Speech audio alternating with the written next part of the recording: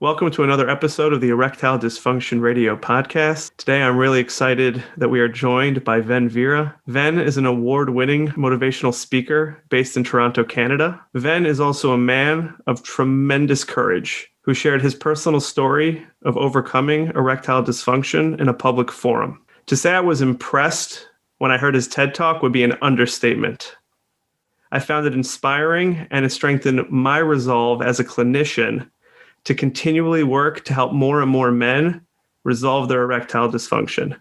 Ven, thank you so much for joining us today. Thank you so much, Mark. The first thing I'll say is I was in Toronto. I recently relocated to Vancouver, so it's a beautiful Vancouver, British Columbia.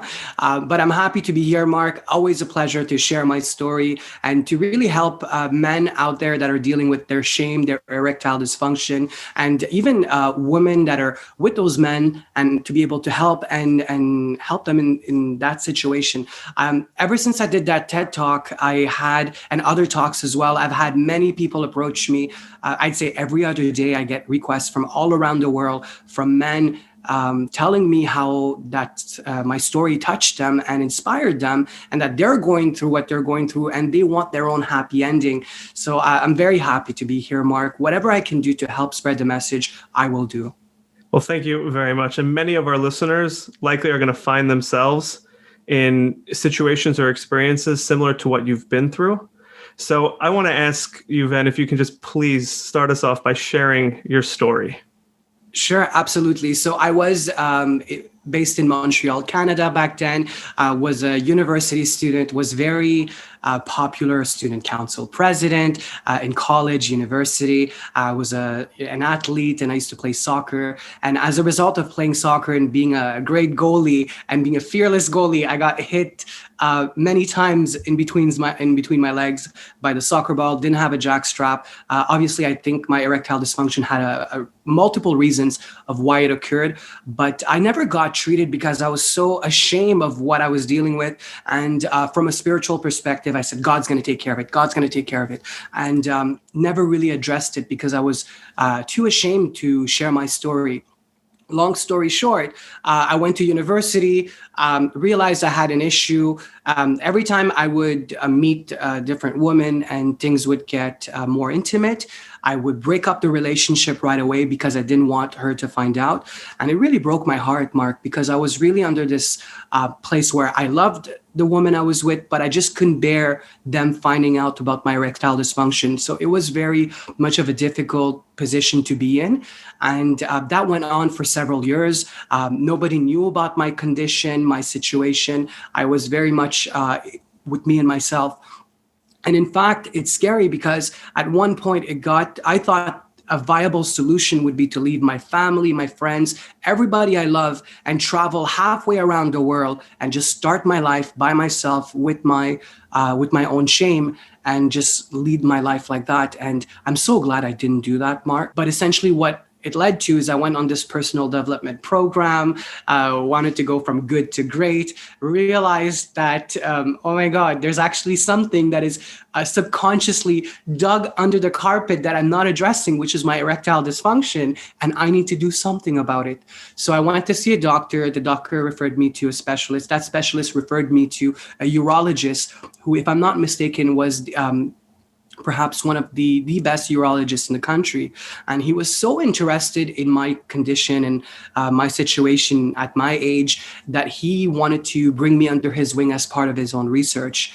So that's where my journey began, my journey to healing began. Mm-hmm. I actually had the courage to, the first time, to share my condition with a doctor. I'm so glad I did, Mark, and it really changed everything. It took me from 10 years of living in darkness and not telling my story or my condition to anyone to actually revealing that I had a problem and I wanted to address it to have a better life. So the doctor really helped me. And over a case of 1 year, we went through multiple treatments. Now you have to imagine it was also part of his research. So at some point I had other students that looked like my age, looking at my penis and taking notes and things of that nature. So it took a lot of courage to be able to say, you know what, this is bigger than me. This is something that I have to overcome. And by all means necessary, I'm going to get to that point.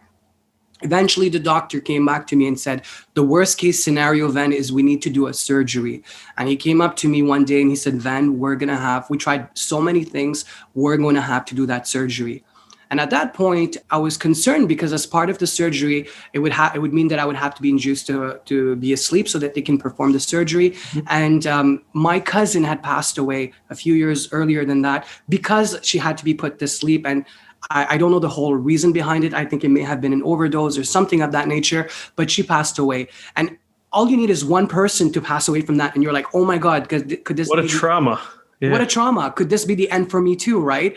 And nobody knows. My mom doesn't know. My dad doesn't know. My sisters don't know. My friends don't know. Nobody knows I'm going through this. Here we are in the morning. I'm heading to my operation. I get a call from the doctor's office telling me that they have to cancel the operation because the doctor had an emergency procedure which happened overnight. So they had to rebook me for another surgery in 2 months' time.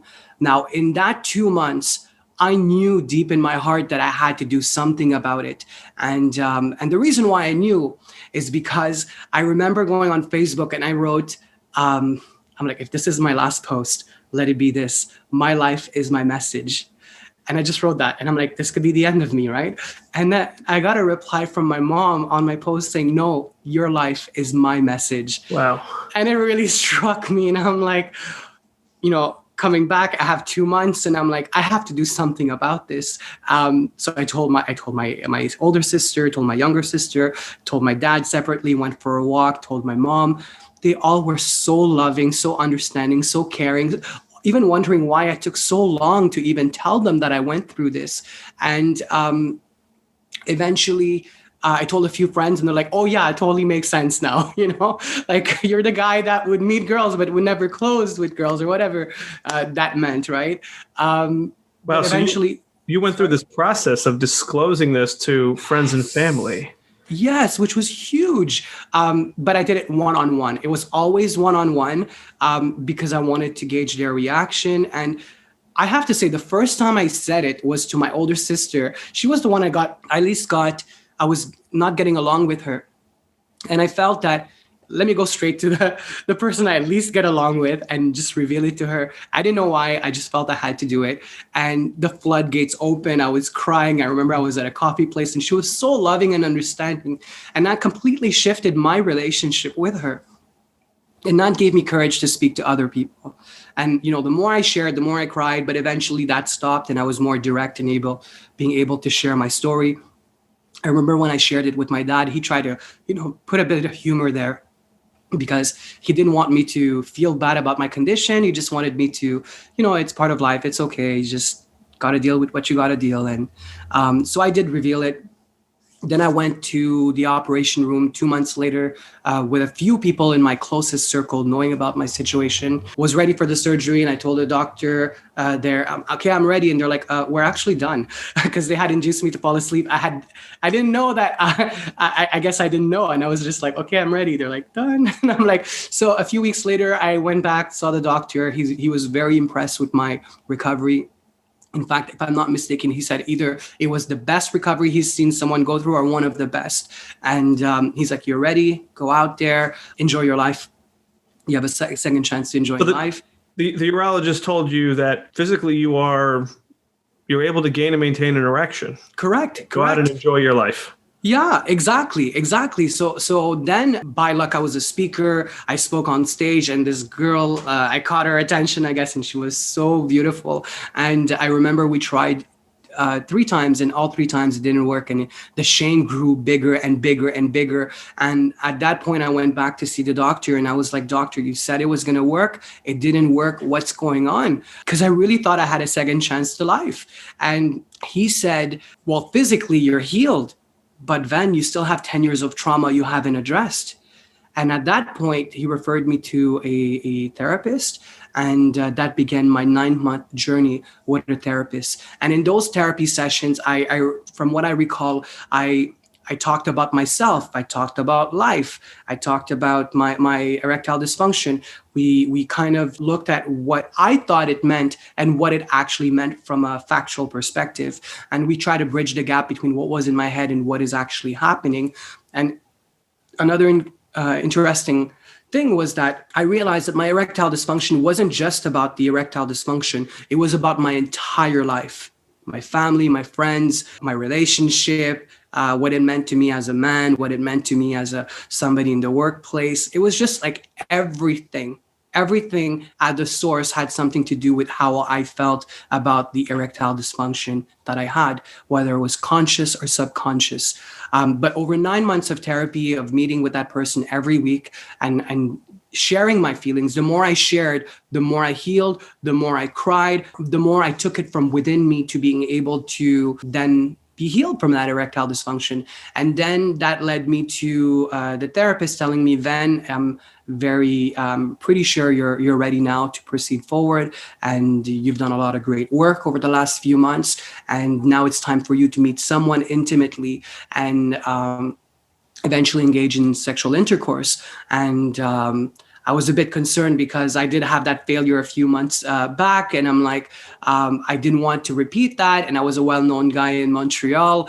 And she's like, well, why don't you try online dating? Because back then there was no Tinder, no Bumble, none of those dating apps that is so prevalent in our society today. Back then it was online dating. I think the two big ones were Match.com and eHarmony. And we decided to go with eHarmony because it wasn't a search engine back then, and you would just get matches every morning. And if I see somebody that I know at 6 a.m., I could just like block them if I don't want them to know about me going back in online dating, because for me that was a stigma back then. It's not something I wanted people to know that I was doing. So January 3rd I signed up to eHarmony. January 4th I get my first matches. January 11th I'm going on my first date. Sometime in March I have my first sexual interaction, intercourse. I mean, and it worked. It worked. Wow. And I'm like, is that it? Is that it? Because I think I think that was it. I wasn't sure, right? But it worked, and it was just, wow, this was great. Like this was a huge accomplishment and a lot released from me. So long story short, that was like my first time at a later age, like 28. I believe it was 28. And then, eventually that was a girl that I got engaged to, got married to. And then there's a whole story about this year of us not being together anymore, not related to the erectile dysfunction, but that's just part of life and the journey we went through. But in the time that we had together, this was a huge victory for me, a second chance to life. It took a lot of courage, Mark, to be able to address this, speak about it, go through all these steps to get there. But looking back, I'm so happy I did this. And the reason why I shared my TED Talk was because I didn't want people to go through 10 years again of dealing with their shame alone. And the stats are really revealing. Like Yale, if I'm not mistaken, Yale said 300 million men by 2025 will be dealing with erectile dysfunction. Harvard said 1 out of 4 men under the age of 40 is dealing with erectile dysfunction. I don't know how they're getting their stats. I do believe the numbers may be higher because a lot of men have been approaching me since my TED Talk within my circle, and people from all around the world telling me that they've dealt with some form of erectile dysfunction. And I have had women approach me and telling me that they've also been in situations with men that have been dealing with this, and how can they approach them or help them as they're going through what they're going through. So it's been so liberating for me to share my story, for me to have gone through that journey. I'm so glad I did. And whatever I can do to help men and women overcome their shame is something that I want to be part of. I know in the speaking world, I'm known as that funny guy, that vibrant speaker. I think I once got coined as like Tony Robbins dipped in chocolate. But I also feel that I want people to know that there's also a vulnerable side to me, a side to me where I want to have real conversations. I want to talk about things that I want to be that vehicle, that instrument to be able to bring to the surface conversations that are not talked about. I know in the South Asian community, for example, talking about sex or erectile dysfunction can be quite taboo. So I want to be able to, be that person to be able to say, hey, let's have a conversation because this or other topics are happening in our society, whether it's South Asian or overall, right? Yeah, I was going to say, it seems like a pretty taboo topic. It is. Anywhere. In fact, in a previous discussion I had with someone, they referred to it as the last taboo, the last big taboo, because men are not not all men, I'm generalizing here, but many men that are dealing with that issue are not coming to the forefront. And I want them to know that it's okay to go through this. It's okay to talk about it. And the more you talk about it, the more you address it, there are solutions out there. In fact, when I was dealing with what I was dealing with back in 2011, there were less solutions. And now we're in 2020, and there's so many solutions available, almost in 2021, but so many solutions available at our disposal to be able to address this issue, whether it's physical, psychological. There are solutions. There are people out there waiting to be able to help you, including you, Mark. Yes, and I'm one of those people that's committed, right, to helping, right, try to be a part of expanding the solutions and being able to help men overcome the shame, the embarrassment, and find ways to really just live a much better and a higher quality life. Mm-hmm. So Ven, can I ask you a few questions about your journey? Because I encounter men who are experiencing all different types and manifestations of erectile dysfunction. It certainly is not a singular, simple condition. It can manifest itself in all kinds of different ways. So one of the things that, hearing your story, I'm curious about is when you discovered this, right? It sounds like you were in your late teens. Is that correct? About right?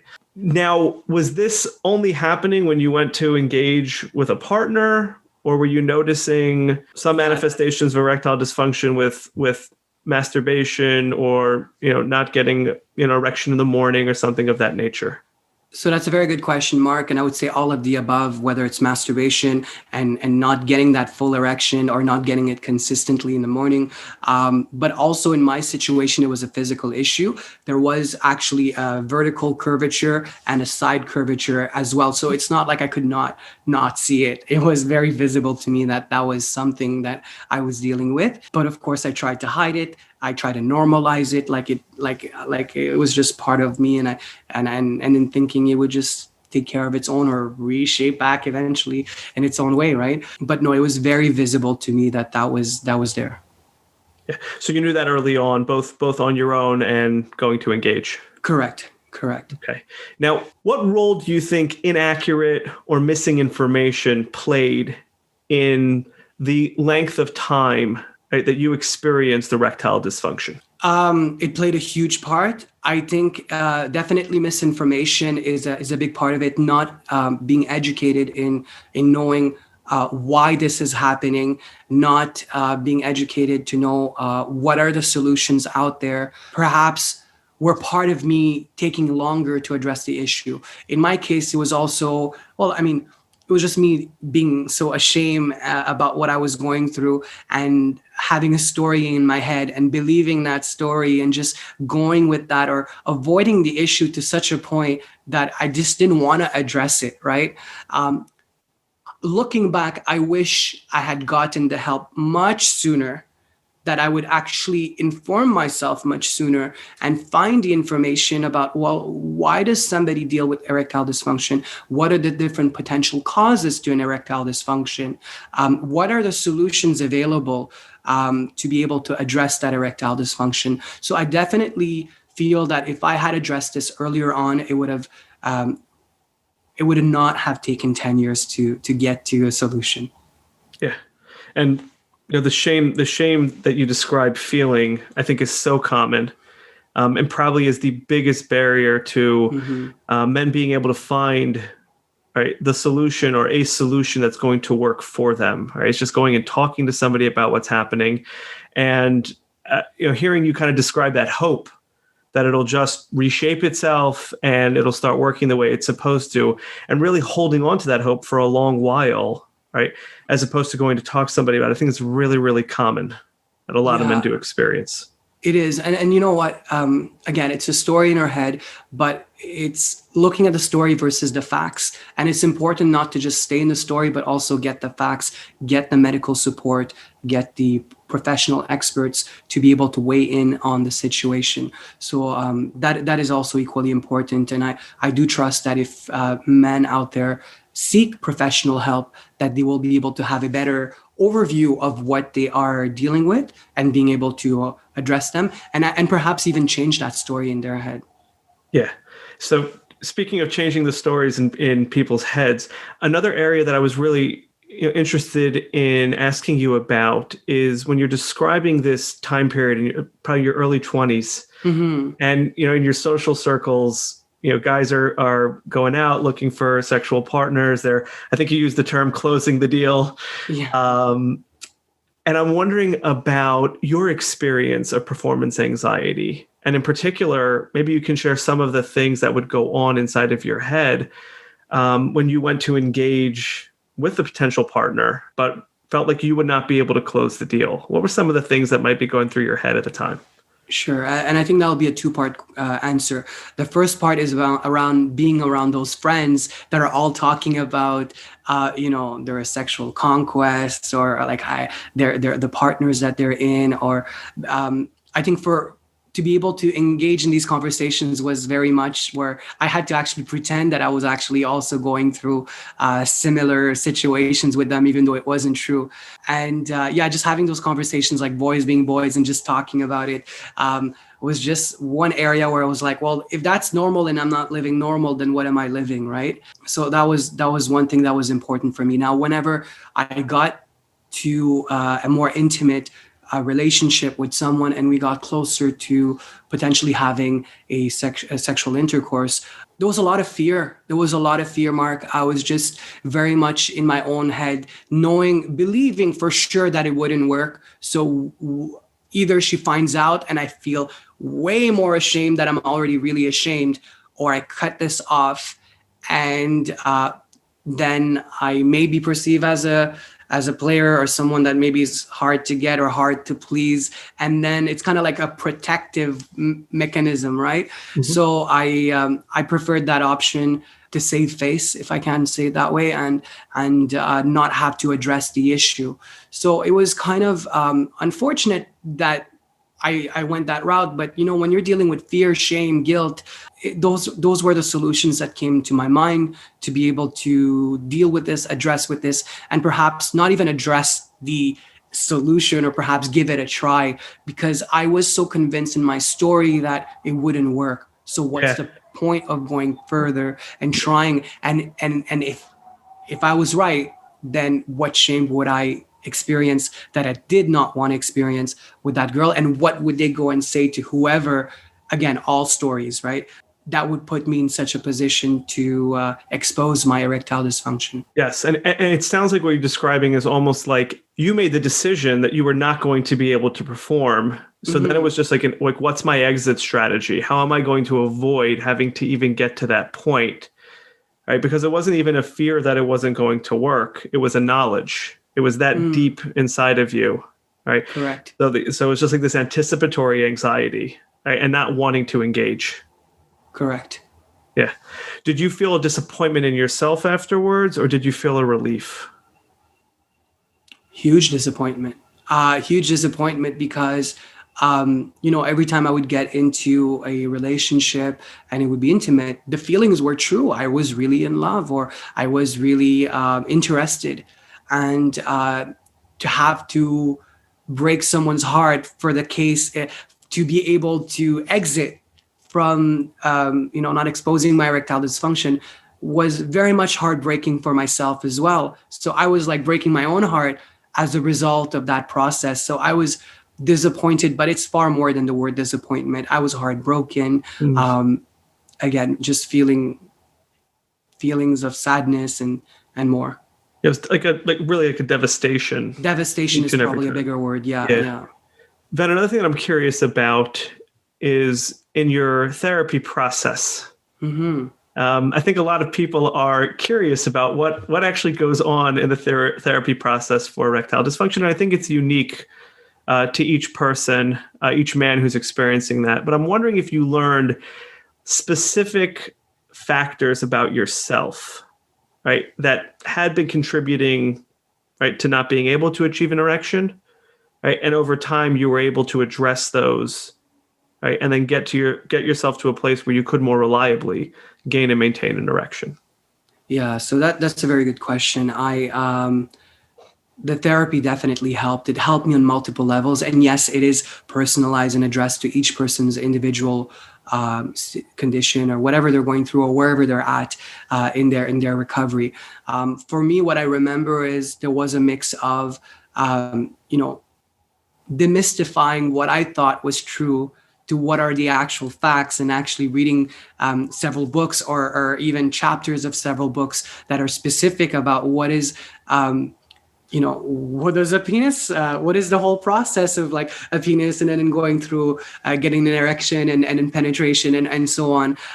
The process of just what are some of the reasons why people have an erectile dysfunction, and then there was also the emotion. Well, so that touched the intellectual part, really getting to understand what are the potential reasons behind erectile dysfunction, what are the solutions, what is the anatomy of a male and their penis, and like what really goes on down there at a very specific level. And then equally so, addressing the emotional layers. So what did this erectile dysfunction mean for me in terms of not realizing that it just wasn't about me and myself. It was about how I perceive myself, how I perceive relationships, how I perceive my family, my friends, my work, and everything else in my life. So it was really uncovering these layers again and again, and really going from what was my story to what was really happening, and just releasing that for me emotionally, and at the same time factually understanding what is the actual truth versus what was the story I made up in my head. It was a big process. It's like you're going through so much, and the more you talk, and then one day, click, there's a little switch that says, oh yeah, I get it. This is not true, and this is really what's going on here. And but the process leading to that was very important. Mm-hmm. And going through that therapy session really got me to a place of understanding what 10 years of trauma caused to my life, and how there was a solution at the end if I was willing to address it and talk about it, and really be curious about it. So I'm very grateful for the therapy that I've gone through. And I'm still in touch with that therapist, and she's from time to time just shared my TED Talk with her, and she's been very helpful in making me remember what I went through in those therapy sessions way back in the day. Yes, and I like the way you describe that coming to that point, that aha moment, right, where things click and they pivot. And understanding there's a process to getting there. Of course.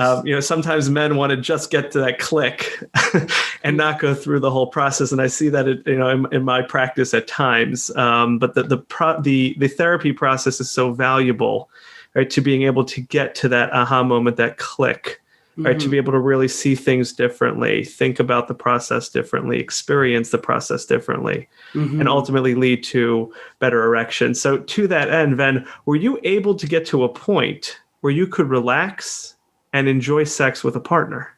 Yes. Yes, I could. And hallelujah. Yes, I could. And I'm glad it's that's where I'm at right now, and I'm glad that this is the reality I'm living. So there is hope. There is a happy ending if men are willing to put in the work and talk about their emotions and talk about what they're facing, and bridging the gap between what they think and what is. Yes. Now, not getting an erection is normal at times. It is normal, right? And it's going to happen. Right. Even when you do all this good work, right? I think it's part of just the natural order of being a male. Correct. Right? Is that your penis does not always respond exactly when you want it to. How did you handle those experiences of not getting an erection after you had been through this process? I'm really happy you're mentioning that, and I'm glad that that's part of what we're discussing as well today, because there will be times when there will, the erection may not come for various reasons. Could be stress, could be being tired, could be whatever. It could be any reason. And I was very grateful that I trusted the process. I knew that it worked. So I knew that if it happened, it was just, not the end of the world. It is what it is. I had a very supportive partner So if it didn't work, it didn't work, and just call it a day, and the sun will rise tomorrow, and we'll try again. And then there were situations where the next day it was working again, and it was just part of the journey, right? But yeah, it's very important as a man to understand that the erection may not always happen, and if it doesn't happen, it's okay. Even after going through all of that, there are times when there may not be an erection, and it's just part of being a male and just having to deal with whatever we're dealing with. And it's just, again, trying different things, and then, it will be okay. Yeah. And I have such an appreciation for not only just the terminology that you use, but just the calm demeanor that you have when talking about it, because it is so important, right? To not kind of cycle back into the anxiety, right?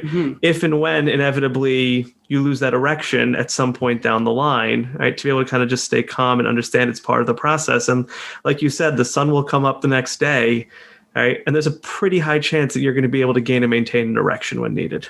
Correct. Yes. What would you say has been the quality of life improvement for you since addressing the erectile dysfunction? I think the biggest thing is freedom. And what I mean by freedom is freedom of expression, freedom of being who I am, not having to live a double life where I'm one thing, but then I'm addressing things in a different way. I think for me to be able to fully express myself in terms of who I am, not just like sexually, right? Like also my level of confidence has rose to a different level. Being able to be free and be who I am and express myself fully has been quite a transformational journey. And even as a speaker, like now I'm very much dedicated and committed to fully bring out all the layers of who Ven is, the vibrant Ven, the vulnerable Ven, the visionary Ven. I want everybody to be exposed to all of that. So there's this sense of freedom, of being free and being in full self-expression, which is beautiful. And to be able to talk about everything and seeing it for what it is rather than what we think it is a blessing. Yeah. So for me, that has been the major transformation. Yeah, and I just get this because a genuine sense and a vulnerability that you're able to share, right? And that seems to expand way beyond just the erectile dysfunction, but just being more full and wholesome with yourself and being able to share that with others. Would you say that's been a part of that journey or something that has come out of that journey of addressing the erectile dysfunction? Absolutely. So for me, being able to have these type of conversations has been a huge game changer for me to normalize erectile dysfunction and for people to know that, hey, this is just part of being a human being. This is part of our fabric as humans. And it is just one of different things that people are dealing with. And to be able to bring out my story of shame and to be able to overcome to address how I've overcome that brings hope to people. And it, not just for men and erectile dysfunction, but for even women that are dealing with their own shame. And to be able to have these conversations has really touched a lot of people and has touched me in hearing other people's stories as well. And people coming up to me and telling me their stories of how they've overcome shame has been so freeing and opening. So for me, it's been a game changer, Mark. Wow. I mean, I'm moved just listening to you talk about this. What message would you want to give to men who may find themselves in a similar place to where you were? So my message to them is seek professional help, whether it's a doctor, a therapist, or other healthcare professionals. Definitely seek help. There are hands that are there waiting to grab yours. Don't wait and stay in your story, in your head. Get the help you need. There is hope. And there are solutions out there. So definitely don't keep this to yourself. Don't wait. Don't learn from my mistake. Don't wait 10 years before addressing this. Like, get the help now. Let this video or this message now, or if you've heard my TED Talk, let that be the sign you needed to take action, to do something about it. Because there are solutions out there to help you, lead you to a happier, healthier quality of life. Ven, like I said in the beginning, I think that you're amazing for having the courage to share your personal story. And I think it goes such a long way toward helping to try to break this stigma. Do you have any final thoughts about what else can be done, right, to help break the stigma around erectile dysfunction? Yes, I recommend people come forward and share their stories when they have the courage or when they're happy. The more men and women talk about this, the more this will be normalized. The more people bring this to the forefront, like we're doing today with this video, the more we're helping to raise the awareness that this is an issue, that this is a taboo topic that needs to be brought to the forefront, that needs to be addressed. The statistics don't lie. It's very clear that a lot of men are dealing with this, and we need to raise the awareness. We need to talk about it. The more people talk about it, the more people bring this to the forefront, the more it's going to be normalized, the more people will be exposed to the solutions available and will have the courage to take action. So speak up, share, and help yourself and other people in the process. Well, thank you for that. And Ven, this has been such an amazing opportunity to be able to speak with you to help further spread this message that men should not feel like they're alone, that there isn't help out there, and to be able to hear your story and to look at their own feelings of shame and to really know that there are other people out there that have not only overcome that shame in a private setting, just between them and their doctor, them and their therapist, but have really kind of pushed that limit and brought this into the public sphere, and that helps, that makes a difference. It's just such a powerful, powerful thing for you to do. I have such appreciation for you coming on and speaking with us today, and I cannot wait to help get this interview out to as many men as possible. Thank you so much for your time, and we look forward to having you on in the future. Thank you, Mark, and thank you for everything you do. Thank you. Thank you. Thanks for listening to the Erectile Dysfunction radio podcast. For more information on today's topic and understanding how the mind impacts erectile dysfunction, please visit erectioniq.com. That's erectioniq.com.